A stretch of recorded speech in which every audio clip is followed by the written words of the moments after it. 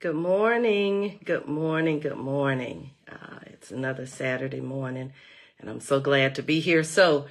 We'll be starting this next session in just a few minutes. I'll wait on a couple of people to come on, and so that we can get started with today's session. I hope everyone is doing well. I am doing pretty well, and everything. Got a little frogginess in my throat and everything, but things are going well this morning. All right, we'll give a few more moments, and then I want to get started with this session this morning. All right. So good and wonderful and great day to be here. So good and wonderful to know that you're tuning in with me, and also for those of you who will be tuning in with me a little bit later, I welcome you as well. We've got a lot going on in our city today, a lot of events. I've had quite a few of you to text me and let me know that you're busy doing quite a few things, and so I just applaud all that's going on in our city with the Triad Minority Women's Business Expo and health fairs and all types of things that are going on. Good morning, Jackie Glenn. Good morning. Glad to see you. Glad to see you and glad to have you here this morning. Yes. Good morning. Good morning. Good morning. Yes. So good to see you. If you can, let me know who's watching. Hi, Teresa. So good to have you with me this morning as well. Love my sisters, love my brothers, whoever's tuning in. I had a call from my brother in Maryland this morning, and so he was telling me that he wasn't going to be able to watch it this morning, but he'll watch it a little bit later.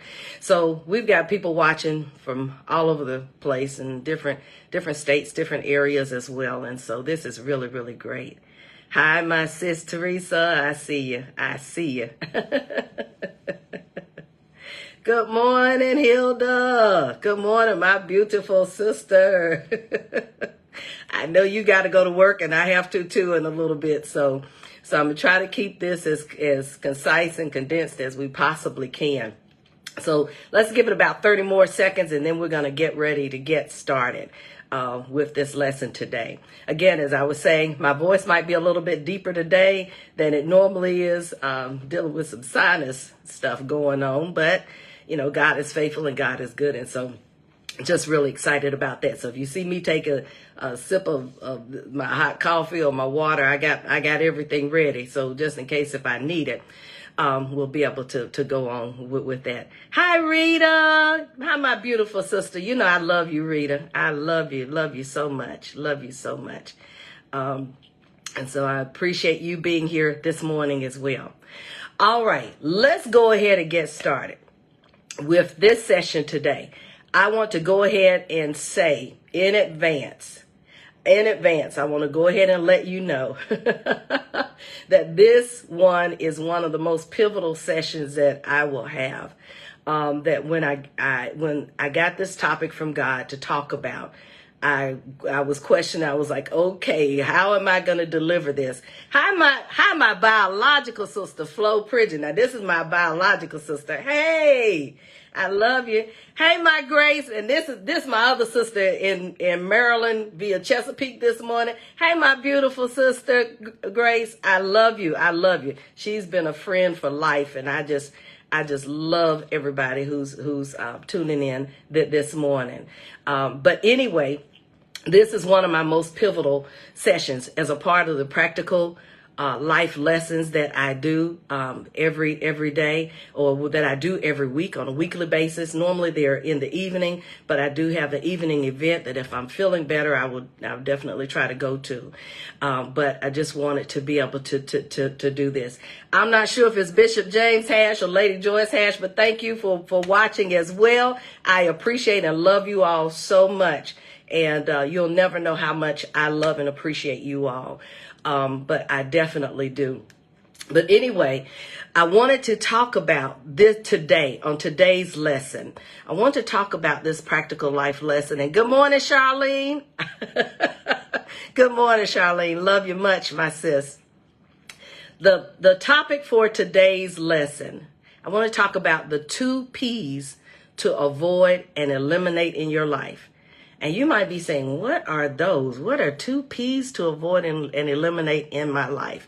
And I'm going to tell you these 2 words. Now, as we get ready to go, and your mouth is going to drop when you hear me say these 2 words, but you need to avoid and eliminate these 2 P's from your life. The first P is a pimp. The second P is a pusher.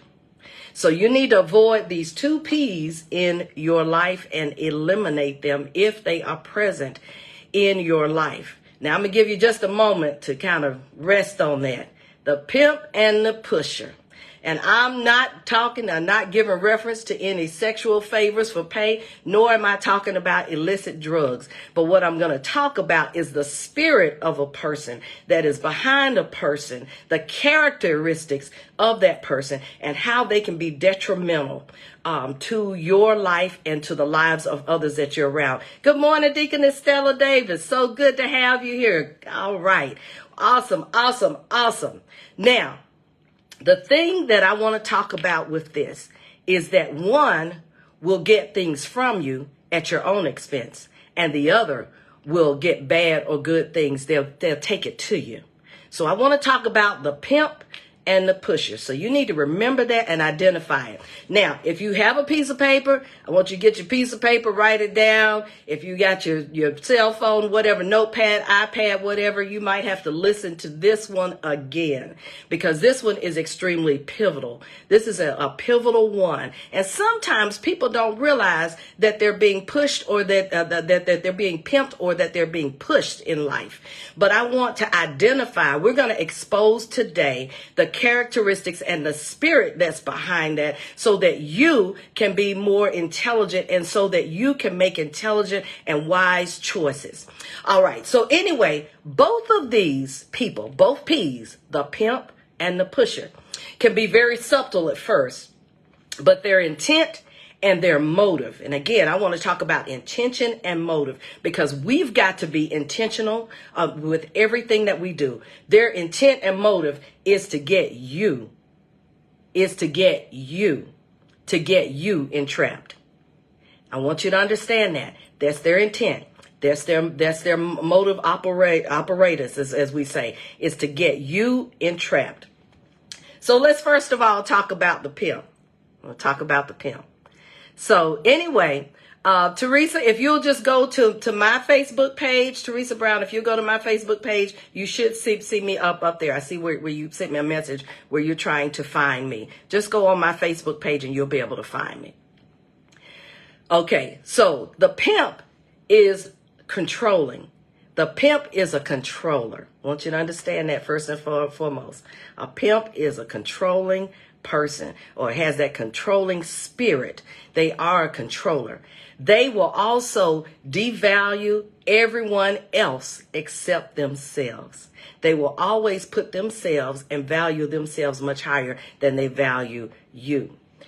They will also, the characteristic and the spirit of a pimp is that they will alienate and isolate you from others to keep you, and will do the same if you try to leave them. I want you to understand that again, that they will alienate. Their job is to try to alienate and isolate you from other people, and just so that they can keep you in their fold, and just so that and then if you try to leave, they'll do the same thing. That's their job, is to alienate and isolate. Now I want to park right here for just a moment, because we have seen in our natural realm, in our natural sphere of where we live, where we work, and what we do. Good morning, Brenda Patterson. And with whatever we do, we can see pimps, we can see pushers. And when I said the word pimp, you all immediately thought about somebody that goes out like a prostitute and does that. And you thought about a pusher, somebody selling illicit drugs. But let me tell you this is more relevant in every area and every arena of our lives. I've seen it. We see it in our political sphere. And if you turn the TV on, I don't need to say much more. But you see where people have pretty much discounted themselves and given their whole lives over to a thought or to someone just to appease them. But we're going to get a little bit more in there. I've seen it in the educational realm. I've seen it in the entertainment realm. But I'm going to say this as well. It exists, unfortunately, in the church realm. In the church institutions, we have the same thing that's going on. And this is what has caused us to not be as effective as we need to be. Now, some people, as I talk about this, and as I talk about the pimp and some of the characteristics of a pusher, you're going to say, oh, that sounds like a gang. Yeah, it does. It sounds like a gang. Well, how about this? They're church gangs. Rest on that. They're church gangs. So anyway, I want to tell you this as well. Another characteristic that of a pimp is that you will do his or her work for them. You'll be so busy trying to do their work for them. They always keep their hands clean out of everything, but you do the work for them. In the life of a pimp, again, we're talking about the spirit of a pimp. And the spirit of a pimp can be dressed up in dresses. It can be in 2- and 3-piece suits. It can be at the very high echelon economically, socially, financially. It can be at a very high echelon spiritually. But if they don't recognize that they contain that spirit, then that's something that we need to be able to identify and to avoid and eliminate that. With the spirit of a pimp, loyalty. Now, we've heard this word used a whole lot. You and I have heard this word used a lot. Loyalty is demanded. They demand loyalty from their subjects or from their followers. And the only person that we're supposed to be loyal to is God, to be loyal to Christ. But again, they demand loyalty. Now, a pimp, we know as well that a pimp can be physically and or verbally abusive. But how about that? That's that spiritual, that spirit of that pimp can be very verbally abusive against those who they have in their group or in their circle or in their clique. It's all about them. They make it all about them. And if you say or do something, they're going to play the victim role. Well, you don't care about me. Or you don't this or you don't that. It will always be all about them. The next point is that you will lose yourself, or you can lose yourself just to please them. You will begin to silence the voices that are about you being authentically and creatively made by our God, our maker, because God said he's fearfully and wonderfully made each and every one of us, and each one of us are different. We bring different things to the table. But I've seen it, that so many people have lost themselves just to please them. And again, as I said, we can see that on TV. There's right now 18 people that are being indicted where they lost themselves, lost careers. We saw more of that in our political sphere, where people have just completely sold themselves to a fictitious idea or a fictitious thing that has been said. A pimp is very powerful. They have power if you give them the power. Now they have the power if you give them the power. But today we're gonna bust that powerful balloon and get that oxygen out of that pimp.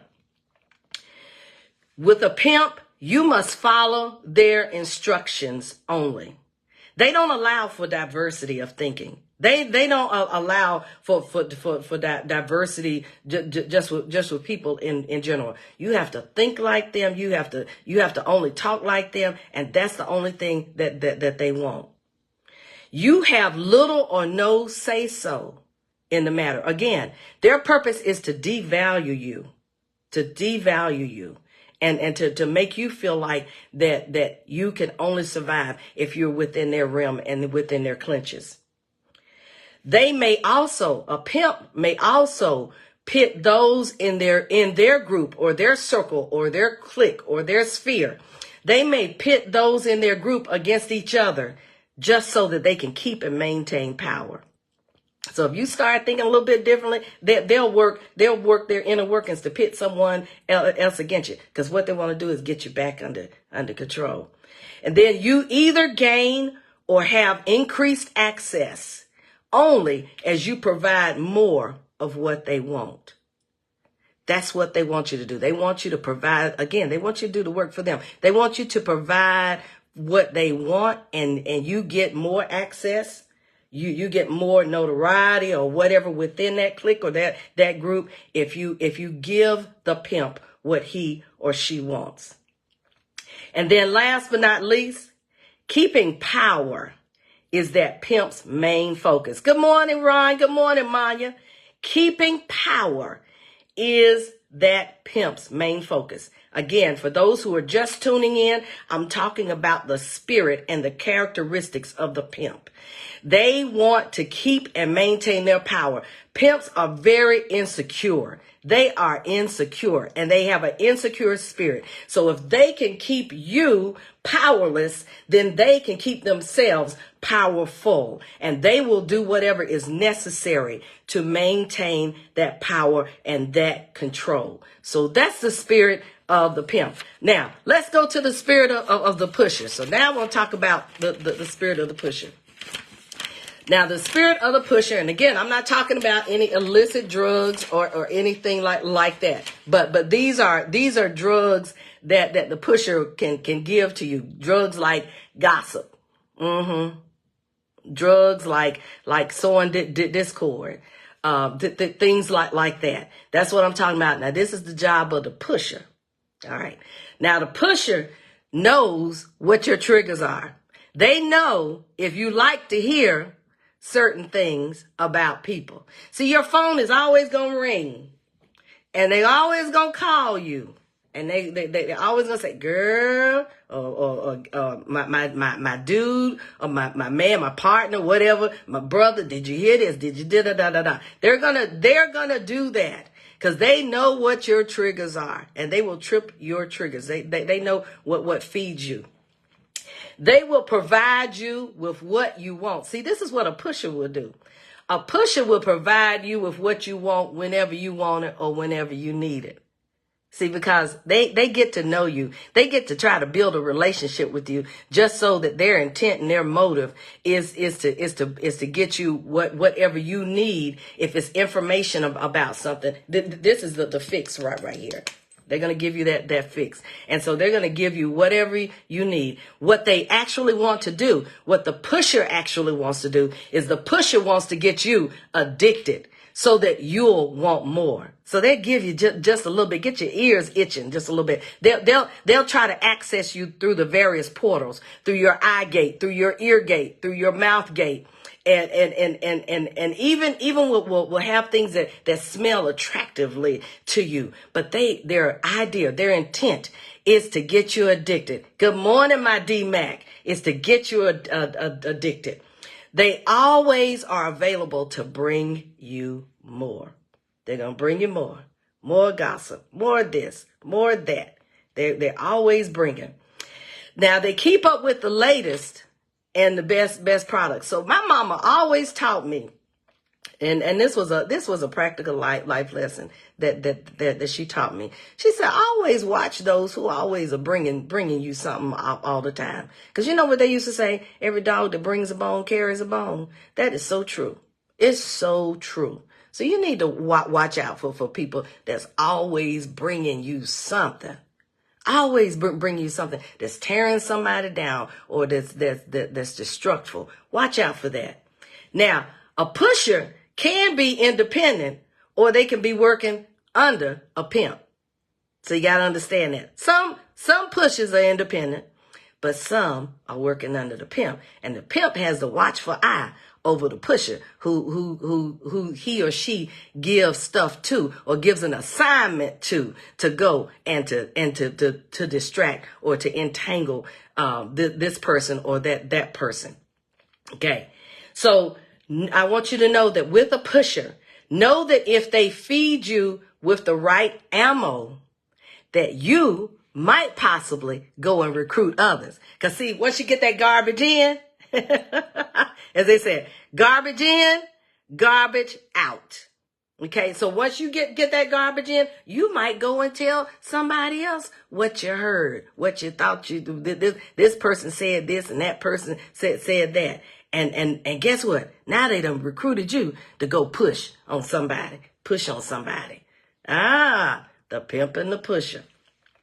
But see, you've got to know that you won't or cannot grow if you allow either of these two P's to have access in your life. Let me tell you, my sister and my brothers that are listening today, my sisters and my brothers, you got to shut the door, as they used to say, shut the door, keep out the devil, shut the door, keep the devil in the light. You know, that's an old song that they used to say, but you got to close that door, and you got to close it immediately, because you cannot be ignorant of Satan's devices. Again, Satan wants to come. He wants to steal from you. What he wants to steal from you is that he wants to steal the blessings and the favor of God from you.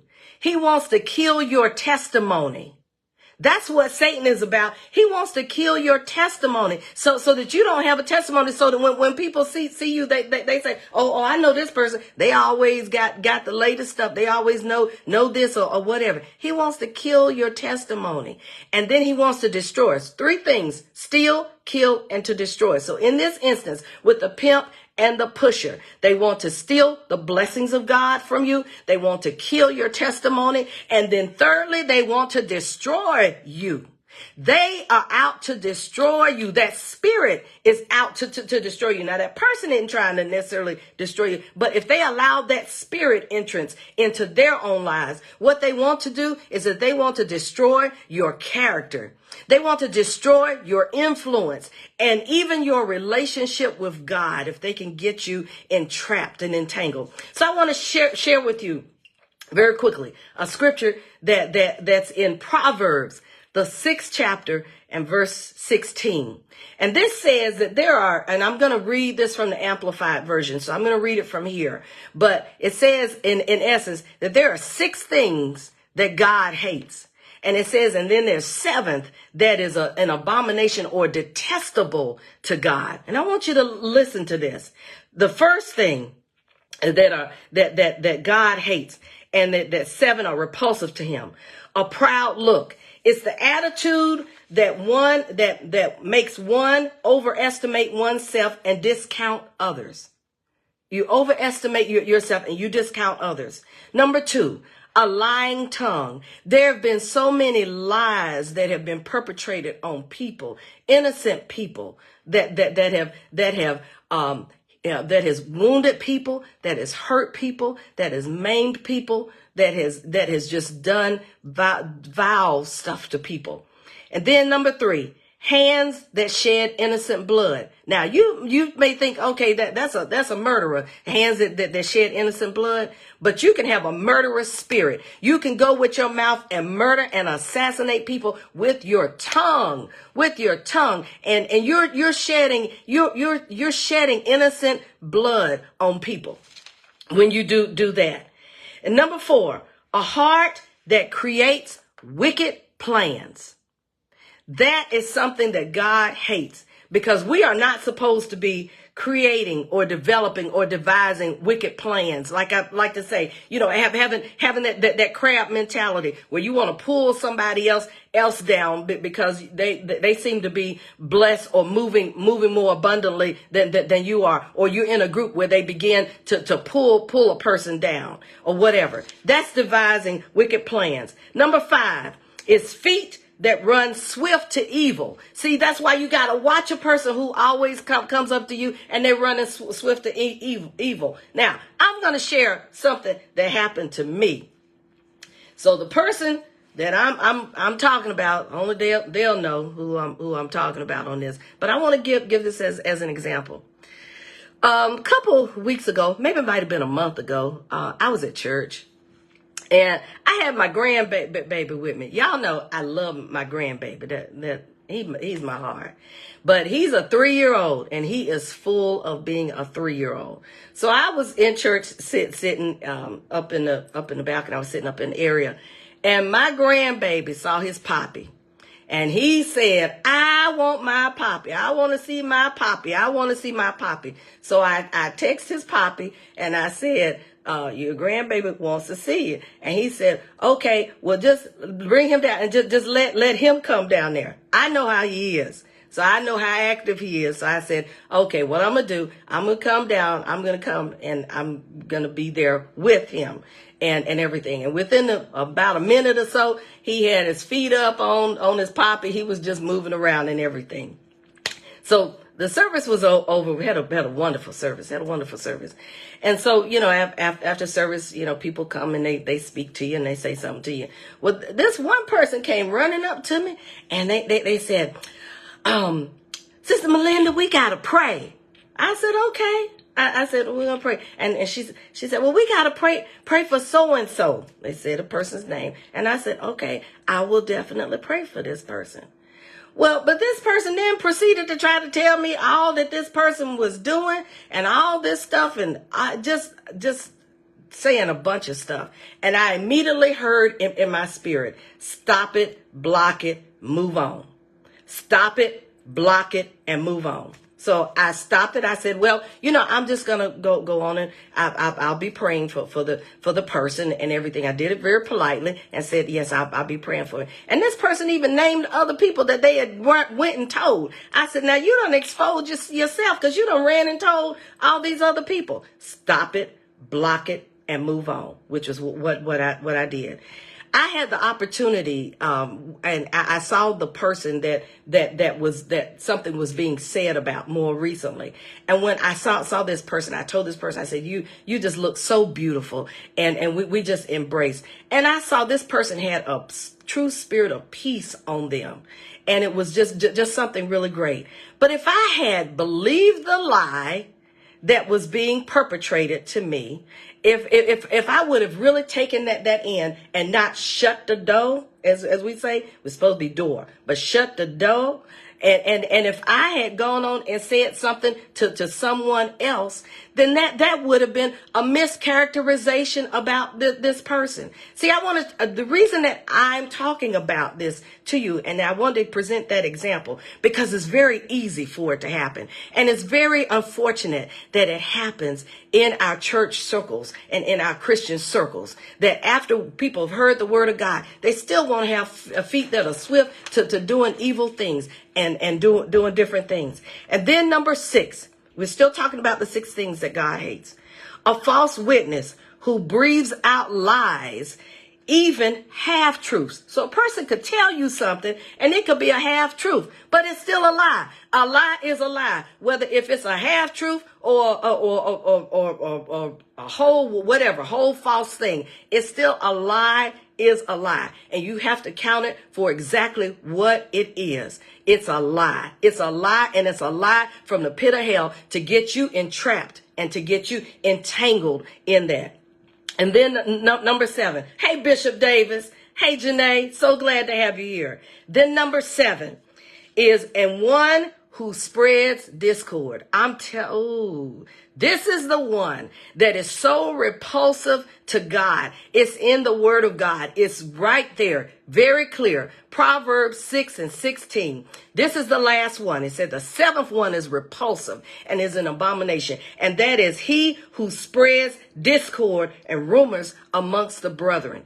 God hates it. God is repulsed by it because, as I said, when you sow discord, it goes through the very marrow, the very fabric of individuals when you sow discords. That there are so many churches that have been broken or separations that have happened in churches. There are businesses that have had to go belly up because of that. In our political realm, we see the divisiveness and the divisiveness and the polarization that has occurred just because people have sown discord. Sowing discord. So we need to stop. We need to stop being the pimp and or the pusher of it. We've got to stop. And I want to say this, that if you are, or if you're around somebody and they're doing either one of those, then you need to avoid them. Avoid that spirit so that you won't pick up that characteristic and the spirit. And if you are indeed entangled within any of them, then you need to ask God to show you a plan, to show you a way that you can get out of there. I'm telling you, you can get out of there. There is liberty in it, because it also says in Galatians 5:1, to stand fast in the liberty where Christ has set you free, and to not be entangled again in the yoke of bondage. So again, if he's talking about not to be entangled again in the yoke of bondage, as Paul is saying that, he's saying that you have possibly been entangled before. Learn your lesson. Learn your lesson. And don't allow yourself to get entangled in that yoke of bondage. And again, we are our brothers and our sisters' keeper. And we've got to stand. We've got to be purposeful. And we've got to stand as we are supposed to do for our brothers and our sisters. And if someone is bringing you a bad or false report about a brother or a sister, then you need to shut the door. Stop it, shut the door, and move on. Now, I'm going to tell you what's going to happen when you do that. Now, the pimp is going to be really mad because you're no longer doing the work for them. They're going to be really mad. And the pusher going to be upset too, because they're losing out on the product that they're sending you. They're going to be mad. And the thing about it is that your phone ain't going to ring as much. People are not going to come knocking on your door. They're not going to call and say, girl, we need to go out to dinner. Let's go to lunch. Let's do this. No, all that stuff is going to stop. You will face persecution. You will face isolation, and you will face alienation. But as you're looking at me this morning, I've been there, done that. I've been there, and I'm still living and thriving. So you can make it just as I've made it. So when you make the decision to stand flat-footed, when you make the decision to say, no, my loyalty is only to God, and it's in him that I will love and I will honor and serve, and then I will love my neighbor as myself. When you make that decision to do that, then the pimp no longer has power over your life. And the pusher no longer has power over your life. And you will begin to walk in the blessing and the favor of God. You will gain your testimony back. And you will have your character. Your influence will begin to blossom and flourish. And most importantly, your relationship with God will be in proper alignment, because you've avoided and you've eliminated those two P's that can be very destructive in your life. I hope that this practical lesson, this practical life lesson, has been a blessing to you. I want to encourage you to like, comment, or even share it if you know someone that's struggling with that. Because I'm telling you, people want to belong to something. Everybody wants to be loved, and everybody wants to belong, and they want to be affirmed. But you got to be loved and belong to something and affirmed in the right places and in the right circles and with the right people where you are valued, where your opinion is valued, where your presence is valued, not where it's just tolerated when it's convenient. But it needs to be valued in all aspects, because I'm telling you, God made you specifically the way that he made you, and he made you for a divine and prophetic purpose. And so I just want to say to you, my brothers, and you my sisters, I want to prophetically say this to you.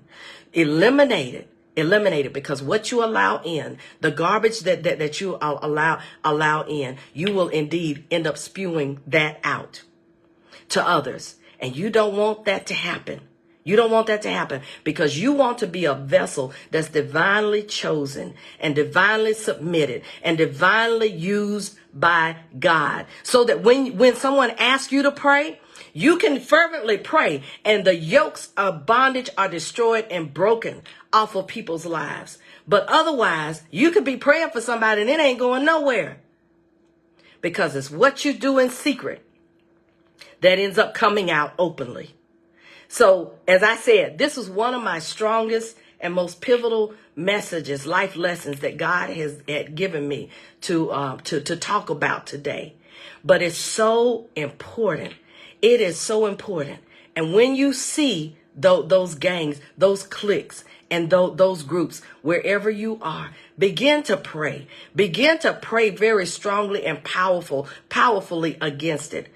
Because it will deter, it will block, and it will diminish, and it will destroy the assignments that God has on his people, on his houses of worship, in our political sphere, in our educational sphere, in our government sphere, in our educational sphere, in all of the spheres of life that we walk in.